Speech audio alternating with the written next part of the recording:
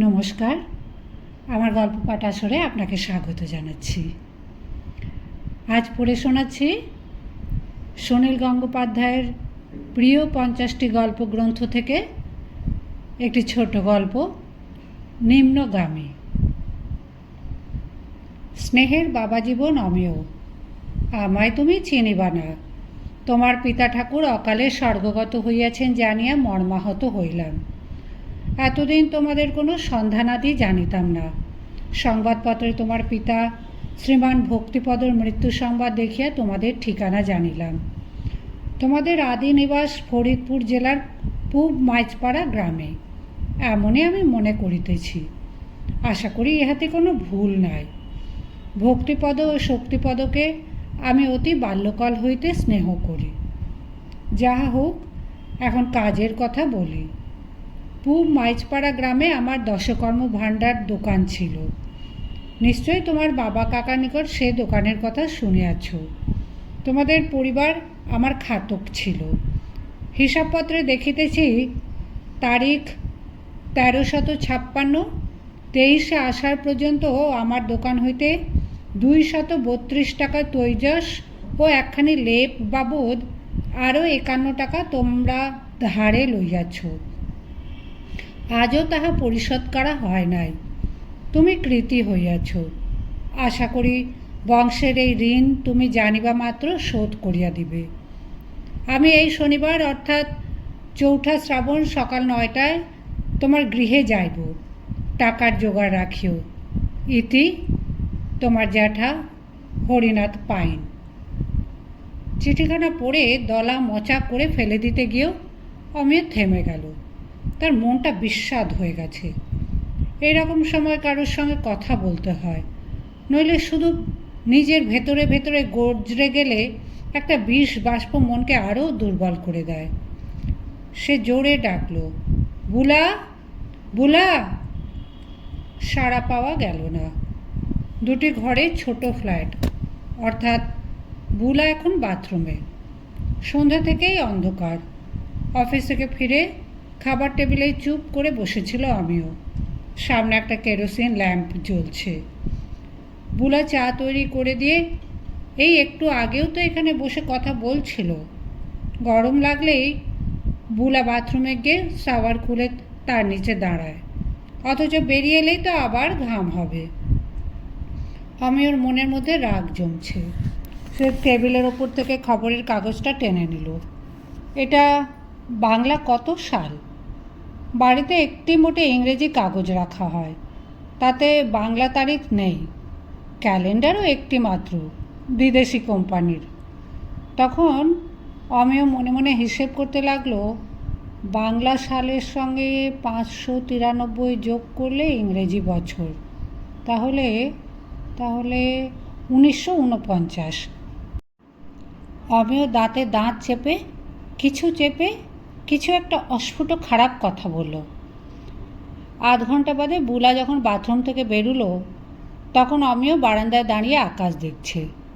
সামনে রাস্তাঘাট মিশমিশে অন্ধকার, দেখবার কিছু নেই। বুলা পাশে এসে দাঁড়িয়ে বলল, আজ যদি রান্না না করি বাইরে কোথাও গিয়ে খেয়ে নিলে হয় না? সস্তা কোনো জায়গায়। মাসের 3 তারিখ মাত্র, এখন 2-1 দিন এরকম বিলাসিতা করা যায়। অমিয় বলল, চলো। কটার সময় যাবে? 8:30? এখন তুমি মিনিট 10 সময় দিতে পারবে? তোমার সঙ্গে একটু কথা বলতে চাই। বুলা একটু আড়ষ্ট হয়ে বলল, কী ব্যাপার? হঠাৎ গলার আওয়াজ এমন গম্ভীর হয়ে গেল যে? শোনো, একটা ব্যাপারে আমার মেজাজটা খিঁচড়ে গেছে। তোমার সঙ্গে আলোচনা করলে আমার মনটা একটু হালকা হতে পারে, কিন্তু সেটা এক হিসেবে স্বার্থপরতাও হবে। আমার খারাপ লাগাটা তোমার মনের মধ্যেও ছড়িয়ে যাবে খানিকটা। কি হয়েছে বলো তো? এই চিঠিটা পড়ো। বুলাকে খাবারের টেবিলের আলোর কাছে গিয়ে পড়তে হলো। ফিরে এসে বলল, এটা কি অদ্ভুত চিঠি। মনে হচ্ছে এই শনিবার এক দ্বিতীয় সাইলক আসতে চাইছে আমাদের বাড়িতে। টাকা চাইছে তোমার কাছে। কি ব্যাপার, কিছু বুঝতে পারলাম না। তোমার জ্যাঠামশাই হন? আমার কোনো জ্যাঠামশাই নেই। এই লোকটা কীরকম পাজি ভেবে দেখো, বাবা মারা যাবার খবর কাগজে দেখে লোকটা আমাকে লিখেছে আসল উদ্দেশ্য টাকা চাওয়া। কিসের টাকা? তৈজস, লেপ এসব তোমার বাবা কিনেছিলেন ওই ভদ্রলোকের কাছ থেকে। কি করে আমি জানবো? কবেকার কথা বলছে জানো? 1949। তখন আমি জন্মাইনি। আমার জন্মের আগে বাবা কারুর কাছ থেকে কিছু ধার করেছিলেন কি করেননি, সেই টাকা ওই লোকটা আমার কাছ থেকে চাইছে। Height of Audacity! এতদিন চাইনি কেন? তার মানে বাবা ধার করেননি ওর কাছ থেকে? এসব মিথ্যে কথা। কাকা আগেই মারা গেছেন, বাবাও গেলেন, তাই ও এখন আমার সেন্টিমেন্টের সুড়সুড়ি দিয়ে টাকা বাগিয়ে নিতে চাইছে।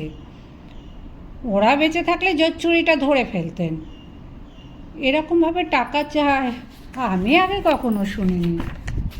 লোকটা অতি নীচ। মানুষের এমন নীচতা আমি সহ্য করতে পারি না। যারা অন্যকে ঠকিয়ে নিজের সুখ চায় তারা নরকের কীট। তুমি বেশি রেগে যাচ্ছ। রাখবো না, ও আমাকে এমন বোকা ভেবেছে। তোমার মাকে জিজ্ঞেস করো ব্যাপারটা। কাগজে খবরটা দেখেই লোকটা মনে মনে এই মতলব ভেঁজেছে, কিন্তু আমার ঠিকানা পেল কী করে? কাগজের রিপোর্টেই তো ছিল। কাগজে আমাদের বাড়ির ঠিকানা ছিল না তো? ছিল না। অমিয়র বাবা বিখ্যাত লোক ছিলেন না, তবু তার মৃত্যু সংবাদ ও ছবি ছাপা হয়েছিল প্রায় সব খবরের কাগজের প্রথম পাতায়।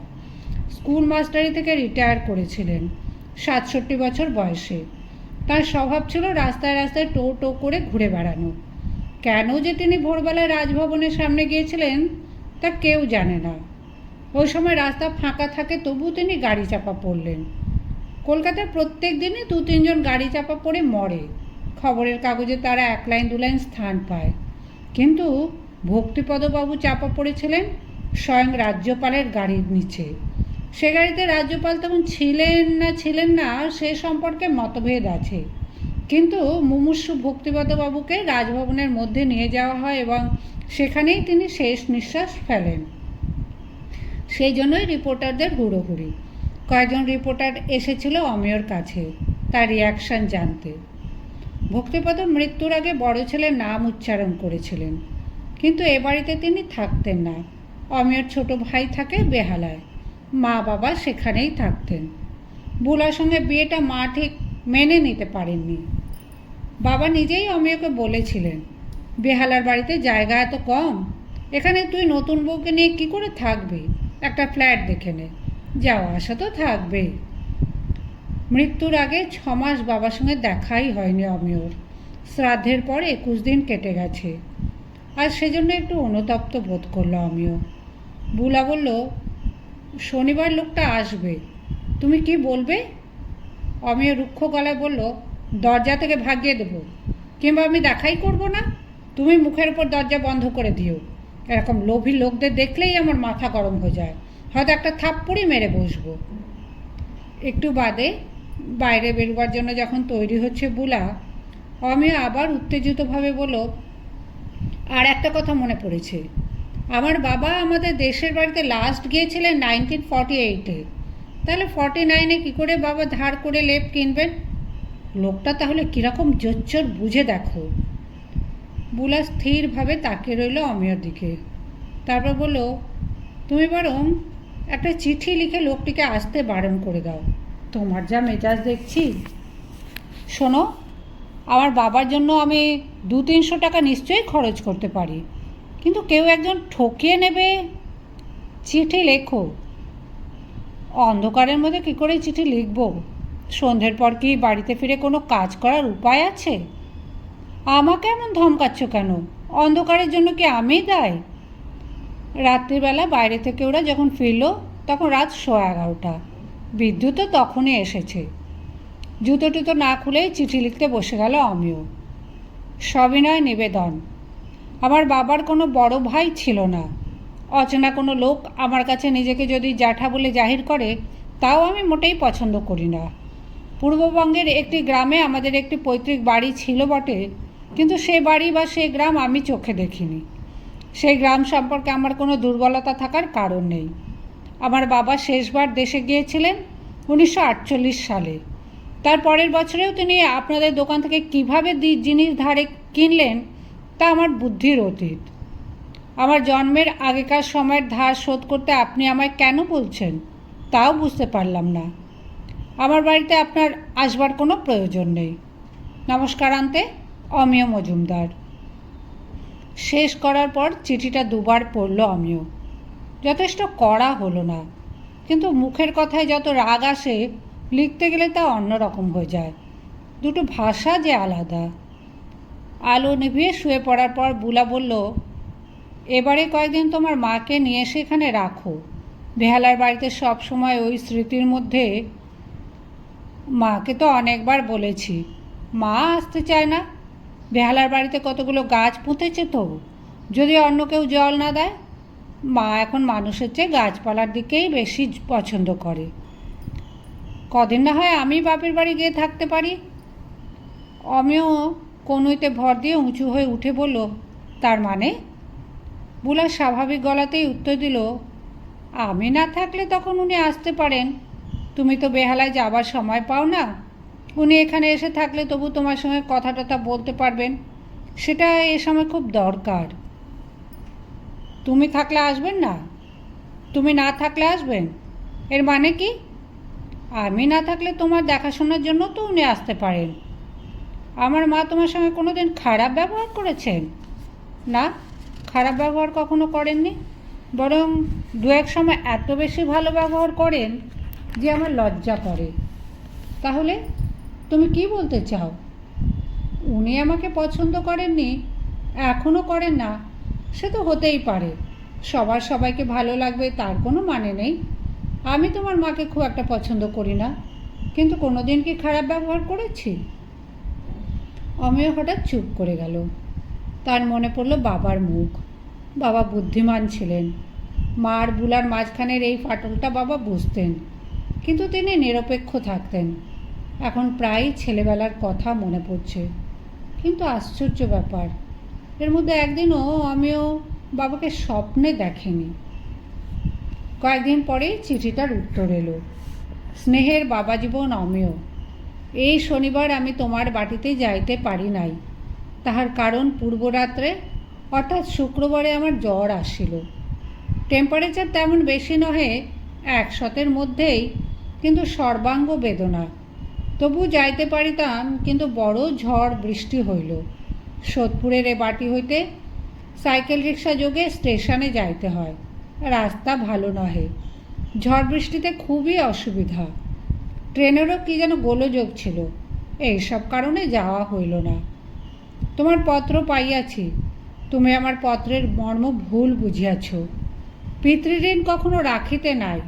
পিতার যাবতীয় ঋণ যে পুত্র শোধ করিয়া দিয়া যায়, সে পুত্র মহা পুণ্যবান হয়।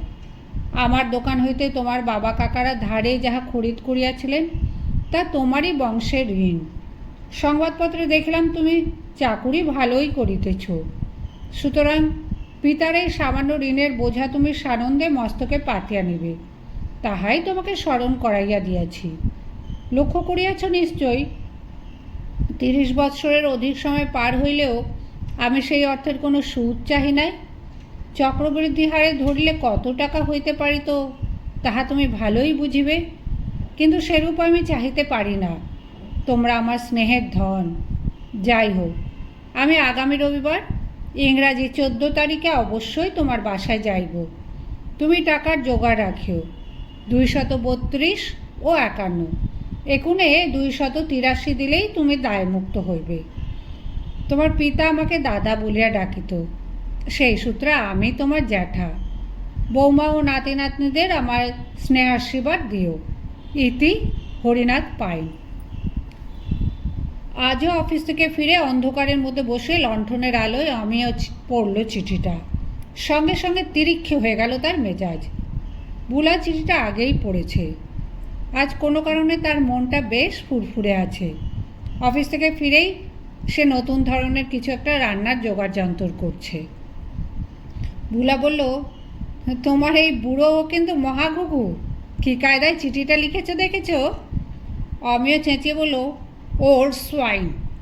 শনিবার আসতে পারেনি বলে লম্বা ফিরিস্তি দিয়েছে। অথচ আমি ওকে আসতে বারণ করেছি। তোমাকে পুণ্যের লোভ দেখিয়েছে, তুমি এত বড় একটা পুণ্য করার সুযোগ পাচ্ছ, উনি তো তোমার উপকারই করছেন। কত বড় শয়তান! যারা এই রকম ধর্মের দোহাই দেয় তারা নিজেরা যে কত পাপ করে। যাই বলো, ভদ্রলোকের হাতে লেখাটি সুন্দর, আগেকার দিনের মতন টানা টানা, বেশ গুছিয়ে লিখতে পারেন। একটা কথা ঠিকই লিখেছেন, গ্রাম সম্পর্কে সবাই সবাইকে কাকা জ্যাঠা বলে। তোমার বাবা ওকে দাদা বলে ডাকতেন, সেই সূত্রে উনি তো তোমার জ্যাঠা হতেই পারেন। তুমি কি করে জানলে? তুমি তো কখনো গ্রামে থাকোনি। এটা সবাই জানে। ব্যাটা মুতি আবার আমাকে চক্রবৃদ্ধি হারের সুদের ভয় দেখিয়েছে। আমি স্পষ্ট বুঝতে পারছি পুরো ব্যাপারটাই ভাঁওতা। কোনো রকমে ব্যাটা আমাদের গ্রামের নাম আর বাবা কাকার নাম জেনেছে। তোমার মাকে জিজ্ঞেস করো, উনি নিশ্চয়ই বলতে পারবেন। হ্যাঁ, মায়ের সঙ্গে দেখা করতে হবে। আজ অফিসে খোকন এসেছিল, ওকে বলতে ভুলে গেলুম। খোকন এসেছিল? কি বলল? এমনি বিশেষ কিছু না। মা এখন কান্নাকাটি কম করছে, অনেকটা স্বাভাবিক হয়ে গেছে। খোকনকে বলনি মাকে কিছু দিনের জন্য এ বাড়িতে পাঠিয়ে দিতে? না, বলিনি। অমিয় উঠে চলে গেল জামা কাপড় ছাড়তে।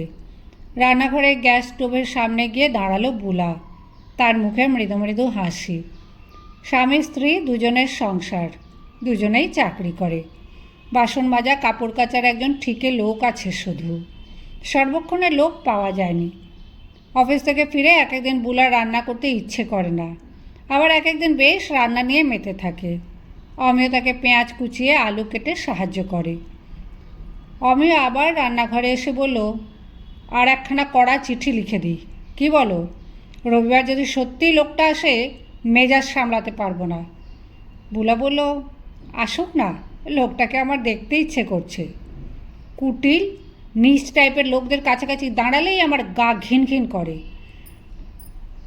আমার কিন্তু বুদ্ধিমান বদমাইশ দেখতে বেশ ভালো লাগে।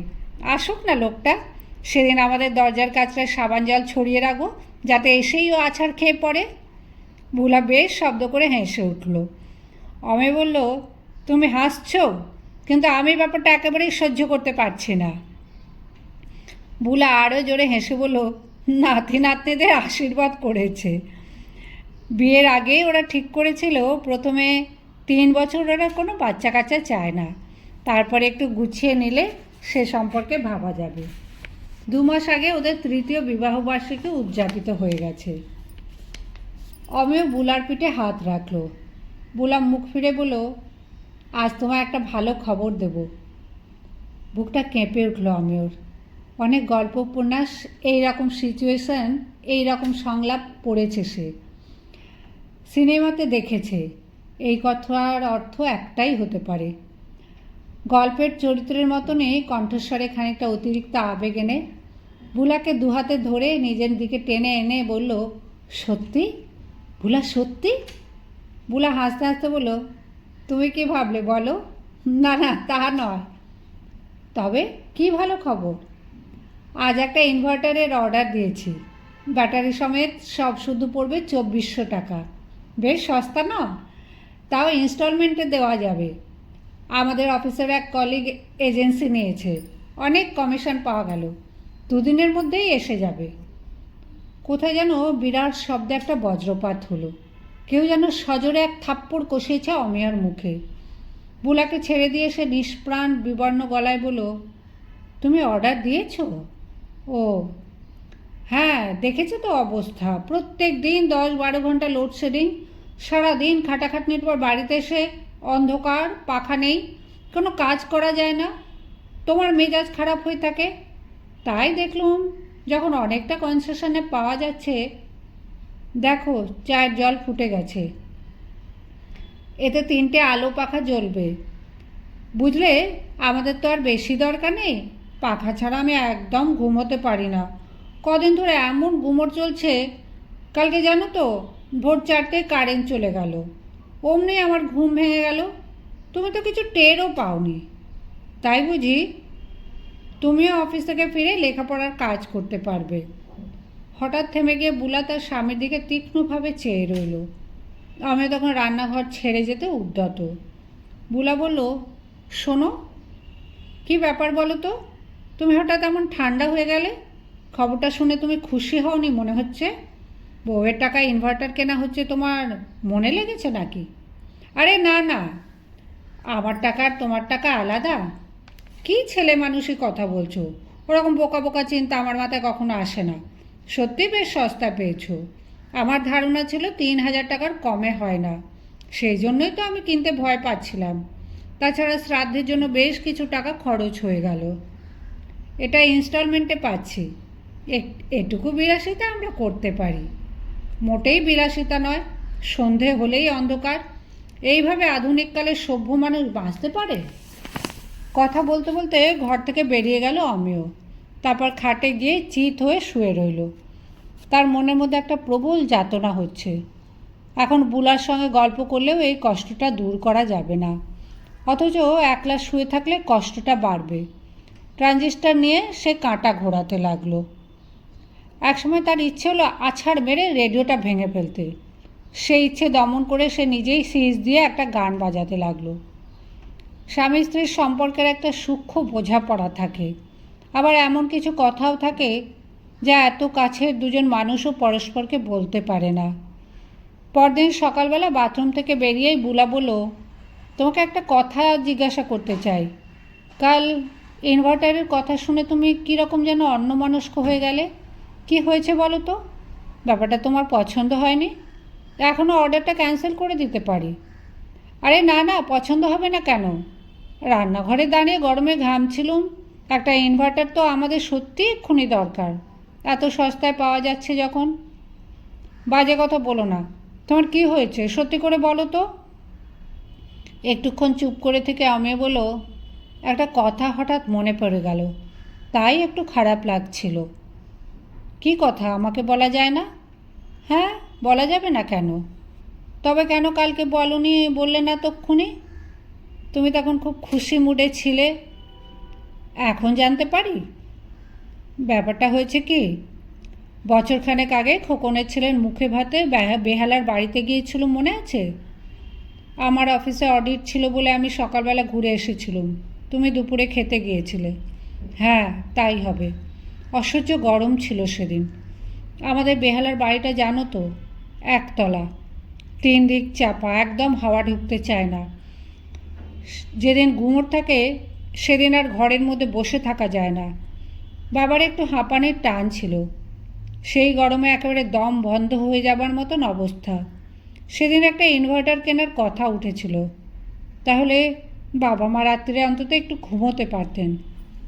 কিনে দাওনি কেন? খোকন বলেছিল ইনভার্টার মেশিনটা জোগাড় করবে, আমি ব্যাটারিটা পাঠিয়ে দেব। তারপর খোকন আর আমায় মনে করিয়ে দেয়নি। এ কথা তো তুমি আমাকে বলনি, তাহলে আমি মনে করিয়ে দিতুম। বলিনি? তাই না, ভুলেই গিয়েছিলুম। সেদিন মা বলেছিলেন তোর বাবা গরমের চোটে মাঝরাতে উঠে বসে থাকে, ভোর হতে না হতেই উঠে বাইরে বেরিয়ে যায়। হাঁপানি রোগের গরমে বড় কষ্ট। আমার কি মনে হয় জানো বুলা, ওই যে সেদিন বাবা অত ভোরবেলা হাঁটতে বেরিয়েছিলেন, তাও ওই গরমের জন্যই বোধ হয়। শুধু ব্যাটারি কেন, পুরো ইনভার্টারটাই তোমার কিনে দেওয়া উচিত ছিল। আমরা ধার করেও কিনে দিতে পারতুম। উচিত তো অনেক কিছুই থাকে, আবার অনেক কিছুই করা হয়ে ওঠে না। এইসব ভুলের জন্য আমাদের আত্মগ্লানি হয়, কিন্তু স্ত্রীর কাছ থেকে কোনটা উচিত নয় তা শুনতে ভালো লাগে না। এই ব্যাপারটা যদি তুমি সেই 1 বছর আগেই আমায় বলতে, তাহলে একটা কিছু ব্যবস্থা হয়ে যেত নিশ্চয়ই। তা ঠিক, তুমি আমার চেয়ে অনেক বেশি এফিসিয়েন্ট। তাহলে কি আমাদেরটা এখন কেনা উচিত নয়? না না না, এসব নাকামির কোনো মানে হয় না। যা হবার তা হয়েই গেছে, মানুষ বর্তমান নিয়েই বাঁচে। তোমার মাকে কিছুদিন এখানে এনে রাখো, এই গরমে উনি তবু একটু আরাম করতে পারবেন। হঠাৎ বুলার ওপর চটে গেল আমিও। বুলা কেন যে এই কথাটা বারবার বলে। রবিবার সকালে চা খাওয়ার পর বুলা বলল, আজ কিন্তু সেই ঘোড়েল বুড়োটি আসবে, তোমার মার কাছে গিয়ে একদিন জিজ্ঞাসা করে এলে না? অমিয় চমকে উঠল। এই কদিন নানান কাজে সে চিঠির প্রসঙ্গ ভুলেই গিয়েছিল। মায়ের সঙ্গেও দেখা করা হয়ে ওঠেনি। বেহালায় যাতায়াত করাও কম ঝামেলা নয়। অমেয় বলল, আমি এক্ষুনি কেটে পড়ছি বাড়ি থেকে, তুমি ম্যানেজ করো। বুলা বলল, আমি কি কথা বলবো? আমি তোমার গ্রামের কথা কিছুই জানি না। আমি বা কি জানি, কোনো দিন দেখিনি, শুধু গল্প শুনেছি। তবে আই এম শিওর ও লোকটা মিথ্যেবাদী। বাবা তো কোনো দিন আমায় কোনো পুরনো ধারের কথা বলেননি। এইরকম একটা স্বার্থপর লোককে দেখলে আমি যদি বেশি মেজাজ খারাপ করে ফেলি, সেটা কি ভালো হবে? কিন্তু আমি ওকে কী করে ট্যাকল করবো বলো তো? তুমি বলে দিও সামনের রবিবার আসতে, এর মধ্যে আমি সব খবর নিয়ে নিচ্ছি। কিন্তু আমিও বেরোবার আগেই দরজায় বেল বাজল। দরজা খুলল বুলা, এবং সে কিছু বোঝবার আগেই এক বৃদ্ধ, এই যে বৌমা, নাও, বলেই তার হাতে তুলে দিলেন একটা মিষ্টির হাঁড়ি। ফর্সা ছোটোখাটো চেহারা বৃদ্ধটির, বয়স অন্তত ৮০ তো হবেই। পরিষ্কার সাদা পাঞ্জাবি ও ধুতি পরা, হাতে একটি রূপো বাঁধানো লাঠি। দেখলে গ্রাম্য মুদি বলে মনে হবার কোনো উপায় নেই।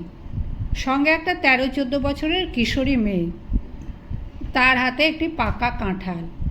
ভেতরে ঢুকেই বৃদ্ধ বলেন, এইটি আমার নাতনি, সঙ্গে আনলাম। আজকাল তো একা একা চলাফেরা করতে পারি না। ওরে পুষ্প, কাঁঠালটা নামাইয়া রাখ। প্রণাম কর, প্রণাম কর। কই বাবা জীবন কোথায়? অমিয় শোয়ার ঘরে পালাবার উদ্যোগ করছিল, কিন্তু তার আগে বৃদ্ধ ঘরে ঢুকে পড়ায় সে ন যজৌ ন তস্থ অবস্থায় কাঠ হয়ে দাঁড়িয়ে আছে। লাঠি ঠুকতে ঠুকতে সেদিকে এগিয়ে এসে বৃদ্ধ বলেন, আমার দ্বিতীয় চিটখানা পাইছিলা নিশ্চয়? দেখো, ঠিক আইলাম। বুলা ভুরু কুঁচকে বলল, এসব এনেছেন কেন? বৃদ্ধ একগাল হেসে বলেন, গ্রামের মানুষের বাড়িতে আইলাম, মিষ্টি হাতে ছাড়া কি আসা যায়? আর কাঁঠালটা আমাকে বাড়িতে হয়েছে, সোদপুরে বাড়ি করছি, ১৩ কাঠা জমি, 2খান আম গাছ, 2খান কাঁঠাল গাছ, 1খান জম্বুরা গাছও আছে। তোমাকেও দাসের বাড়িতে খুব ভালো বাগান ছিল। কিশোরী মেয়েটি এসে অমিয়কে প্রণাম করল। বৃদ্ধটি 2 পা জোড়া করে অমিয়র দিকে এমনভাবে তাকিয়ে রইলেন যেন তিনিও প্রণাম প্রত্যাশী। কিন্তু বুলা কিংবা অমিয় ওসবের ধার ধারে না। বুলা মেয়েটিকে জিজ্ঞেস করলো, তোমার নাম কি? তুমি কোন ক্লাসে পড়ো? বৃদ্ধ এগিয়ে এসে অমিয়র কাঁধে হাত দিয়ে গাঢ় গলায় বলল, তোমার বাবার মৃত্যু সংবাদ দেখা দুঃখ পাইছি ঠিকই, আবার আনন্দও হয়েছে।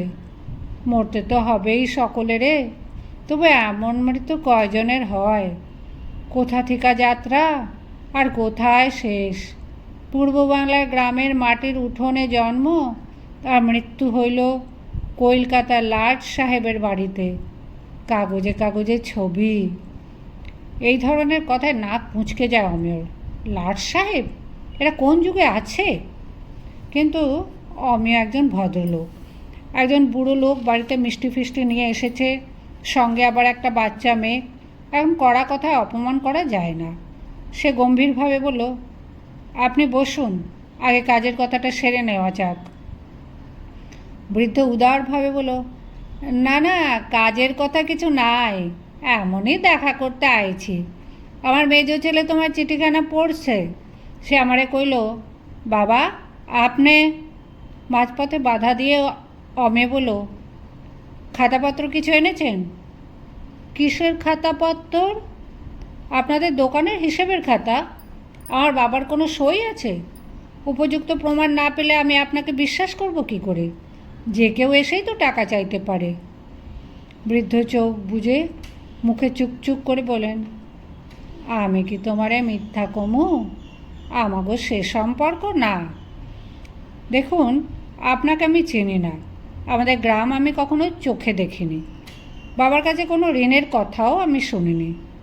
আমার মা হয়তো কিছু জানতে পারেন, তার কাছে খোঁজ খবর নেওয়া হয়নি এখনও। তা আমার মায় কোথায়, কেমন আছেন তিনি? মা অন্য জায়গায় থাকেন, ভালো আছেন, কিন্তু কোনো নির্দিষ্ট প্রমাণ না পেলে আমি আপনার দাবি মেনে নিতে পারব না। শোনো, তাহলে তোমারে বুঝাইয়া কই। এরপর বৃদ্ধ অনেকখানি কথা বলে গেলেন। তার মর্ম হচ্ছে এই যে শুধু এক গ্রামে নয়, প্রায় কাছাকাছি বাড়ি ছিল অমিয়র পূর্বপুরুষদের এবং এই বৃদ্ধদের। এদের বেশ বড় মুদিখানা ছিল, 3-4খানা গ্রামের মধ্যে একমাত্র দোকান। অমিয়র বাবা কলকাতায় চাকরি করতে আসেন। সেই সময় দেশে তাদের পরিবারের অবস্থা বেশ খারাপ হয়ে পড়ে। যুদ্ধের সময় জিনিসপত্রের দামও খুব বেড়ে যায়। দেশের বাড়িতে সেই সময় অমিয়র ঠাকুরদা, ঠাকুমা আর বিধবা পিসিমা থাকতেন। ধারে জিনিসপত্র না কিনে তাদের বেঁচে থাকার কোনো উপায় ছিল না। তারপর তো দেশ ভাগ হয়ে গেল, অনেক ডামাডোল শুরু হলো। অমিয় বলল, আমার বাবা সেই ধার এতদিন শোধ করেননি? শোনো বাবা, আমরা দুই পরিবার ছিলাম অনেকখানি আপনা আপনের মধ্যে। সেই বাজারে 250-300 টাকা মানে অনেক টাকা। এখনকার 2-3 হাজার তো হবেই। অত টাকার মাল কেউ কি বাকিতে দেয়? আমি 15-20 টাকার বেশি হাওলা দিতাম না কারুরে। তোমার বাবারে আমি ছোটো ভাইয়ের মতন দেখতাম। যুদ্ধের শেষ দিকে সে বেতন পায় নাই, বড় কষ্টের মধ্যে আছিল। তবু আমি জানতাম সে সৎ মানুষ, ভগবানে বিশ্বাস করে, সে আমারে কোনো দিন ঠকাইতে পারবে না। তার সাথে আর দেখা হইল না, সবই তো দুরাদৃষ্ট। ওই ল্যাপের কথা আমি লিখছি, তুমি সেই ল্যাপের কথা জানো? বুলা কিশোরী মেয়েটিকে জলখাবার দিয়ে আর একটা প্লেট নিয়ে ওদের কাছে এসে দাঁড়িয়েছে। সে জিজ্ঞেস করলো, ল্যাপ মানে? অমে বলল, লেপ, শীতকালে গায়ে দেবার। বৃদ্ধ বললেন, তোমার ঠাকুরদারে আমরা সকলই বড় খুড়া কইতাম। তুমি দেখছো তোমার ঠাকুরদারে? ও না, তোমার জন্মের আগেই তো তিনি গত হয়েছেন। খুব উঁচা দরের মানুষ আছিলেন বড় খুড়া, যেমন সত্যবাদী আর তেমনই রাগী। তেনার কথা কইতে গেলে অনেক কইতে হয়। যাই হোক, তোমার বাবা যখন শেষবার দেশে গেলেন 1948, সেই সময় তোমার ঠাকুরদার একেবারে যায় যায় অবস্থা, নিউমোনিয়া হয়েছিল। খবর পাইয়া তোমার বাবাই তারে দেখতে গেল। কবিরাজ জবাব দিয়া দিয়েছে চিকিৎসার কিছু নাই। তোমার বাপে তবু চেষ্টা তুরুটি করে নাই। তার নিজেরও তখন চাকরি নাই, অনেক কষ্ট কইরা দেশে আইছে। মরার 2 দিন আগে তোমার ঠাকুরদার সে কি কাঁপুনি, থরথর কইরা কাঁপে আর চিখড়ায়, শীত মহলাম রে, বড় শীত, ও বড় শীত। বাড়িতে কাঁথা কম্বল যত ছিল সব চাপা দিল, তবু শীত যায় না। একসময় বড় খুড়া কইল, ভক্তি, আমারে নতুন ল্যাপ আয়না দে, লাল রঙের ল্যাপ, আমার শীত করে, আমারে বাঁচা, আমারে লাল ল্যাপ দে। তখন ভক্তিপদ দৌড়াইয়া আইলো আমার দোকানে, কইল কি, হরিদাদা, যেমন কইরা পারো আমার একটা লাল ল্যাপ দাও, আমার বাবার শেষ স্বাদ, এ না মিটাইলে আমি নরকে যামু। আমার কাছে টাকা নাই হরিদাদা, তুমি একটা লাল ল্যাপ দাও, আমি যেমন কইরা পারি তোমার এই টাকা শোধ দিমু। আমি কইলাম, অরে ভক্তি, তোর বাপে শীতে কষ্ট পায়, তিনি আমাগো বড় খুড়া, তার জন্য ল্যাপ দিমু না? নিশ্চয়ই দিমু।